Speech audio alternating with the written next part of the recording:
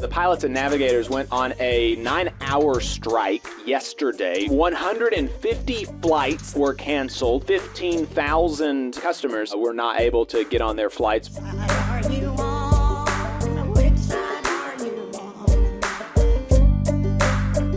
Over in Argentina, you've been having this this consistent push by the Milei administration to privatize a lot of government-owned enterprises, and one of those government-owned enterprises is an airline that the government claims is losing money. Although, of course, I can't verify any of that kind. Yeah, exactly. That's the kind of stuff that they're going to say. So I can't verify that, but that's what they say.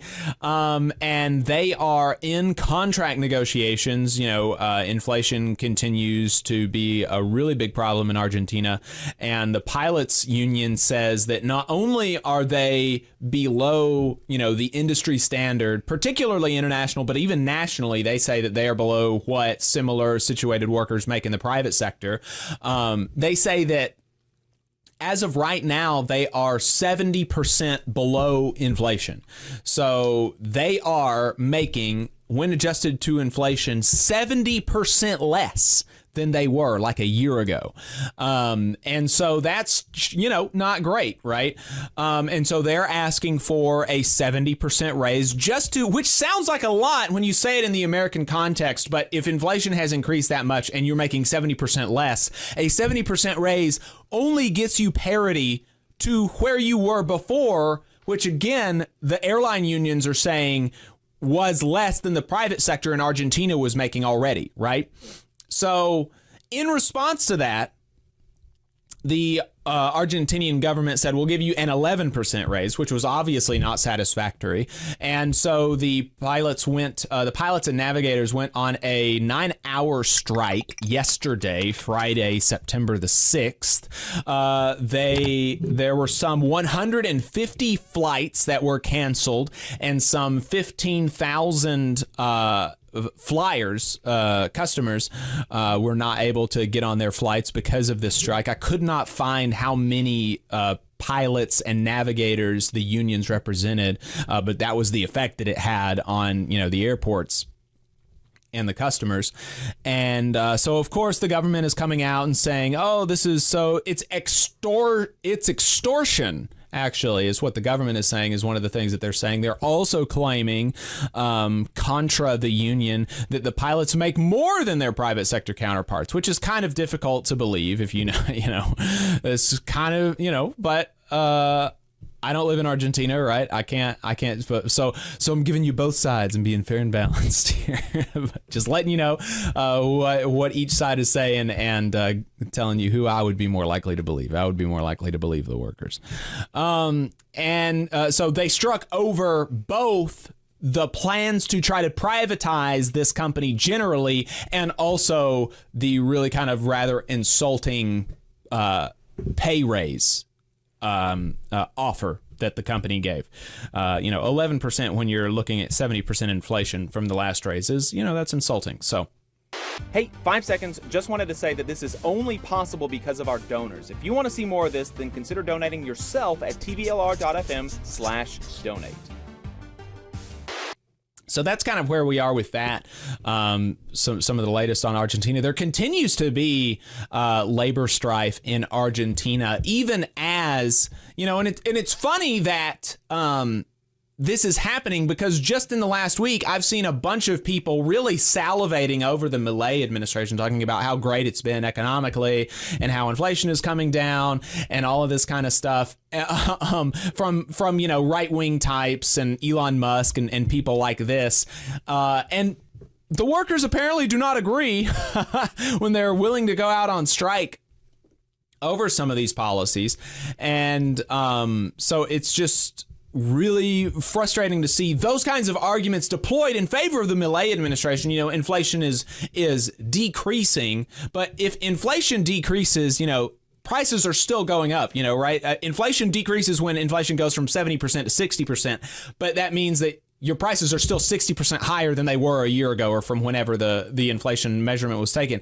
And but, it is still true that inflation is decreasing. And it's funny that the exact same type of people who relay these arguments on behalf of Milei pan these arguments when they are put forward on behalf of the Biden administration.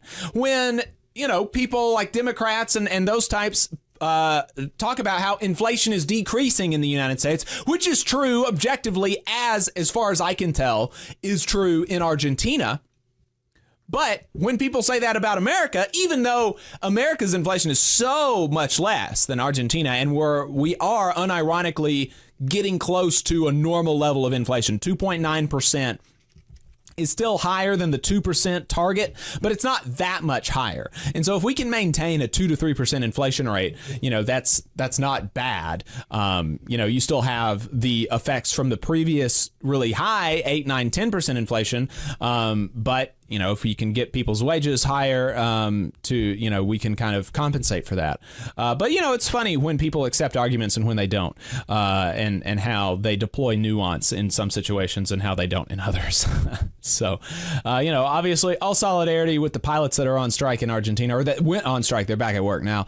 And they said that if the government continues to take this kind of negotiating position, that they're not going to be offering raises that match the inflation, then they will continue going on strikes, and they will go on more and more lengthy strikes. So we'll continue to keep an eye on Argentina. If you have any guests from Argentina, that you would recommend us reach out to, or that you would recommend reach out to us, please go ahead and, make those connections for us. Obviously, we do not have very many connections with Argentina, but would love to have some folks, especially if they can speak English, and they're affiliated with the labor movement in Argentina. Would love to have them on the show sometime. Yeah, absolutely. Really, any international connections that you have, if you're able to connect us to somebody who is a union folk somewhere else, we're always down to talk to them. Mm-hmm. We have talked to some interesting people from across the world already, and love to do that. So yeah, definitely hit us up. I know we do have listeners in Canada. We have listeners who've reached out to us from Europe, which is really cool. And we've had the chance to interview folks from Asia and from Africa as well. And Latin America as well. So yeah, always down for some international guests, because ultimately, worker struggles are united and connected, and we need workers to organize everywhere, right? What we were talking about earlier with Sophie, that we need to grow our union density in Alabama and the South and the United States. We need to grow it everywhere. Because there is a global race to the bottom. Corporations are going anywhere they can. They're looking for any opportunity they can to save money at the expense of workers. And so the more workers organize in every country, the better off we will all be.